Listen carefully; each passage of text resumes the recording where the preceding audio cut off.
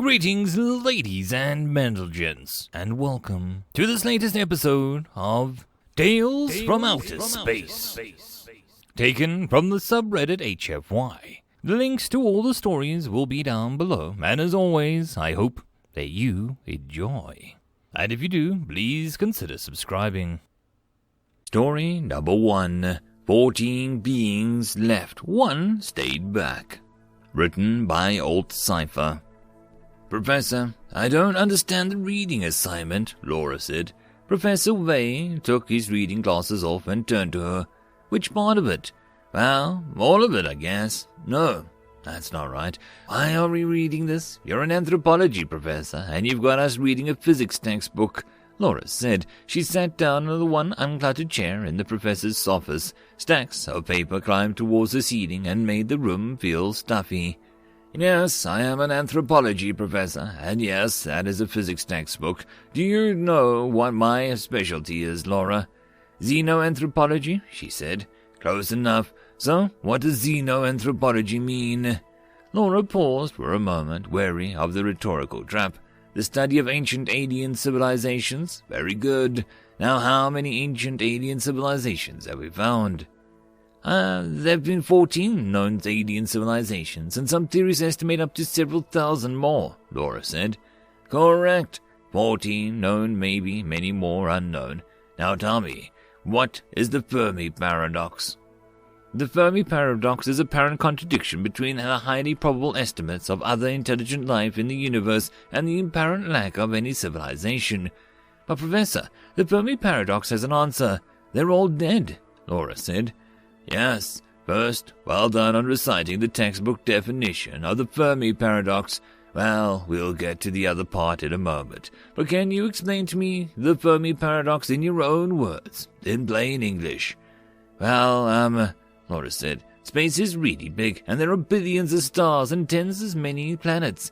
Everywhere we look, we should be seeing some kind of evidence of life. Radio signals or ships or something, Laura said. Not bad. That is more or less the correct statement. Now go back to your earlier statement. They're all dead. Explain that to me, please. There is no evidence of intelligent life because there isn't any left. There have been many other civilizations, but they've all died, Laura said. Have you studied any of those alien civilizations? The professor asked. Sure, in grade school, up through high school. Goldman's aliens, the Cheney, the Tala, Laura said. And what did you learn about them? Well, they're all really different. Goldmans were a primary aquatic species that the technology had based in hydraulics. The Tala were strict carnivores who never developed farming from what we can tell. All true, but I was thinking about what the things are in common amongst all of them. What trait or traits do they all 14 known alien species share? Well, they're all dead, I guess. True. Go on. They all were relatively close to us, within the galaxy that we're in and on the side of it.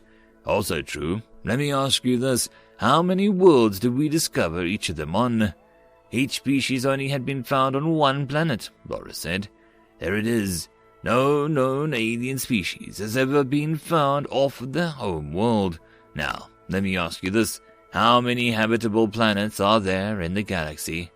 Laura stopped to think. I don't know. Millions? Billions? Fair enough. The last reliable estimate I saw had the number of Earth-like planets in the minimum of 50 million with the possibility of up to 1 billion. That's a lot of planets that can support our brand of life and the lives of the most known aliens.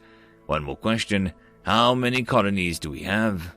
6 or 7, I think, Laura said. They just found a number 9 last week. By either way, we have way more than 0. So, why? Why do humans have multiple off-world colonies and there are 14 other species that have none, that in fact died on their home world? The professor asked. I don't know, Laura said. The book you brought to ask about, the basic physics textbook. There is only a couple chapters I would assign to you to read, relativity being the main one. Can you guess why?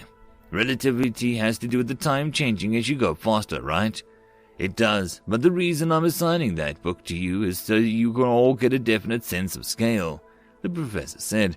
In Einstein's realm, nothing can ever go faster than the speed of light. Now, that's a pretty high speed limit, but it is a limit. At speed of light, how long would it take to get to the nearest extrasolar star? 4 years, right? A little over that, but yes. Now, what about the next star out? I don't know, so Laura said. That's fine, it's years, and so on, and so on. To cross from one side of the galaxy to the other would take how long at the speed of light? I don't.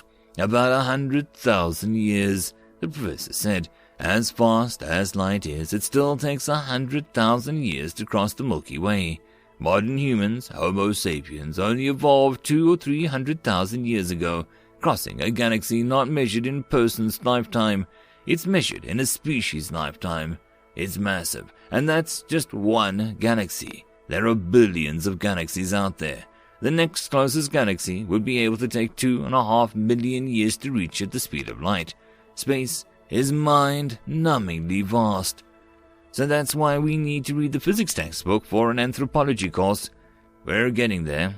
Okay, so if you're stuck at a relativistic speed or slower, and you look around to see how frightening big and empty space is, what is your first reaction? To feel very small, Laura said. Yes, very, very small, but suppose some clever monkey on an unremarkable world figures out that there's a way to cheat the system. Suppose these clever monkeys use this cheat to develop fantastical ships that sail through the space completely ignoring relativity. I'd feel not so small? Hope, Miss Alda, hope. Aliens looked out to the universe and saw all the empty, lonely space, and they turned back. Their civilization collapsed because it was all too much. They gave up hope. So their societies deteriorated and collapsed. We know them only by their ruins and their solitary homeworlds. You are reading a physics textbook to understand that which you study, despondency, futility, the loss of hope. But that didn't happen to us, Laura said. No, it didn't. We seem to have been the exception to the rule. When the other civilizations stared into the void, they blinked. We did not. We took it as a challenge. We created the box drive. We went out into that void screaming out defiance at every faster-than-light ship we built. For a human to understand what those other aliens went through may never be possible, but we can glimpse in it. I've assigned that book so that we can have a basis to understand those other civilizations. Our hope, our continued efforts in the face of overwhelming odds are what separates us from the aliens, and it is exactly what we must study. End of story. Story number 2. They Torture Themselves, written by Friends Call Me an Arsehole. Council Chambers, Planet Iramu. Not a single sound can be heard in the council chambers, and the councillors are shocked into silence over what they had just heard. Taskmaster Burumai is aware how incredulous the assembled audience must feel about his report, how unlikely it may sound, but he doesn't have the luxury of doubting the contents of the report before him. Too often he and his team had checked and rechecked the gathered intelligence data. After several decaseconds, Councillor Purina breaks the silence. Taskmaster, I'm afraid my knowledge about the subject matter seems to be quite a bit lacking. Could you explain your statement in more detail? How exactly does this race become, quote, immune to advanced interrogation and psychological destabilization effects? The eerie silence in the courtroom chambers were broken. One counselor after the other starts to contribute to the harmonic tones of confusion, shock, and fear. The record keepers start transcribing the emotional undertones of the situation again. Buramori emits a hesitant string of harmonics, frustration, resolution, and helplessness before focusing on the highlighted section of his intelligence summary datapad. Counselor, this answer to the question needs to be split into several subsections, as a multitude of unusual circumstances seem to be at work. Much makes it incredibly hard to deliver a conclusion easy to understand and answer your query. For this purpose, I'll address several questions which, by themselves, can be covered rather easily, unlike a combination of their components. The first question we need to address is, how does a race become immune to X? The answer is this, that they're predictable as it is shocking: exposure therapy. Like pretty much all things a species can develop immunity to, the body and mind first needs to learn how to deal with the object or subject in a small and survivable dosages, which over time gets increased until both body and mind can withstand the large quantities of it. Before Burmani could continue his answer, the room swells with dissonance of surprise, fear, ridicule, anger, disbelief, disgust, and even a bit of respect. The taskmaster emits a short harmonic annoyance and urgency before continuing his report. Yes, you heard, as I believe, every single captured human we have in our intelligence acquisition center has shown this immunity, which has slowed down our war effort considerably. Without access to the source of the information, our intelligence is limited to direct acquisitions of operations, which are considerably more expensive to perform than interrogation. Which leads us to the second question we'll have to answer. What are the effects of psychological destabilization on a human subject? The answer to this question is even more frustrating than the first one. We do not know. A few harmonics, anger, and confusion this time, but a quick glare at the counselor Perini silences the room, allowing Burmari to continue. As far as our destabilizations simply have failed to cause any form of psychological decay in our subjects.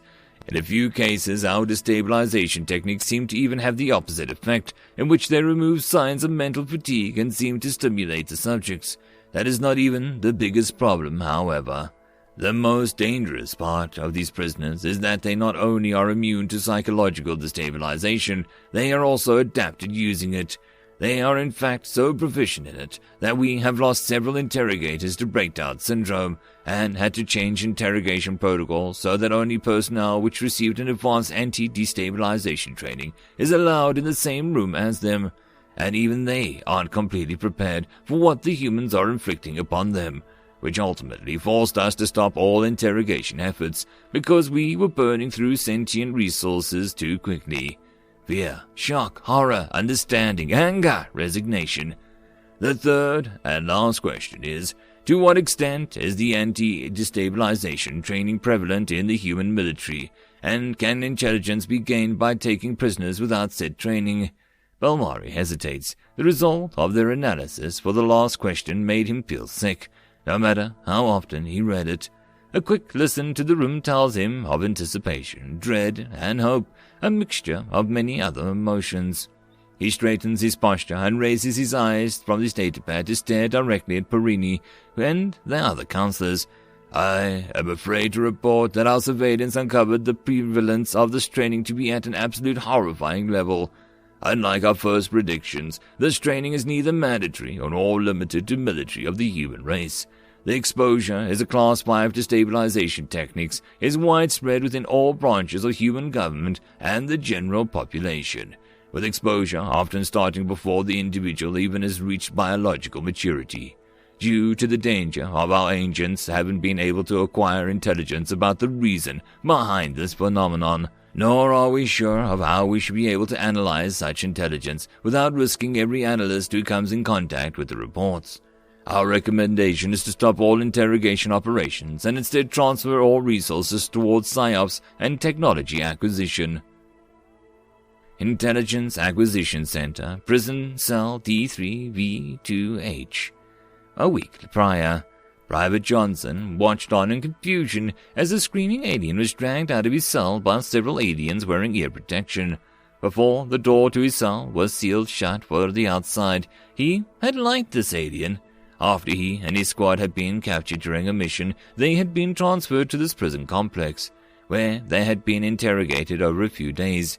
At first, he had been afraid that these aliens might resort to torture, but luckily he was never harmed, and his stay was mostly boring, which is why he was genuinely happy from the side desk group arrived, whatever that is, and started the conversation about the meaninglessness of existence. Johnson was never that interested in philosophy, but even if he was able to recognize nihilism when he heard it, and so he was more than happy to contribute to the discussion, even if he wasn't completely sure of just how horribly he might be gobbled up the arguments of Nietzsche. Judging by the distant screams and the interrogator, probably rather badly, Johnson decided, and promised himself that he would apologize at the next opportunity. End of chapter. And that, my friends, concludes this video. I hope that you enjoyed. If you did, please consider supporting the author from the link down below. Otherwise, if you wish to support this channel, there are numerous ways to do so, like liking, subscribing, and possibly even becoming a patron. Otherwise, the easiest way would be to share. And until the next video, I hope that you all have a good one, and I'll see you then. Cheers.